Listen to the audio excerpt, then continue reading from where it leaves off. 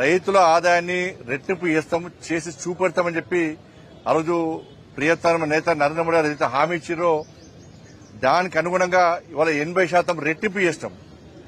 ఇంకో సంవత్సరం వరకు రైతు ఆదాయాన్ని పూర్తి 100% రెట్టింపు చేసేయడానికి ప్రభుత్వం ప్రయత్నిస్తున్నది. 2014లో వరి ఎంఎస్పీ ఎంత అంటే 1310 రూపాయలు. ఇది పెంచుకుంటూ లాస్ట్కు చివరకు నిన్నాక మొన్న కూడా క్వింటాల్కు 69 రూపాయల ఎంఎస్పీ పెంచడం జరిగింది. పత్తికి 589 రూపాయల పత్తికి పెంచడం జరిగింది. కాబట్టి ఇవాళ వరి క్వింటాల్కి ఎంత అంటే 2369 రూపాయలు, గ్రేడ్ 100కి 2389 రూపాయలు.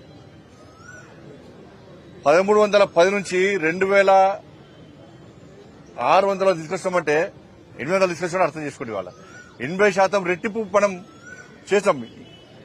కాబట్టి రైతు ఆదాయాన్ని రెట్టింపు చేయడానికి ప్రభుత్వం కృషి చేస్తున్నది. ఇవాళ అన్ని రకాల సబ్సిడీ యూరియా ధరలు మార్కెట్ ధరలో పెరిగినప్పుడు కూడా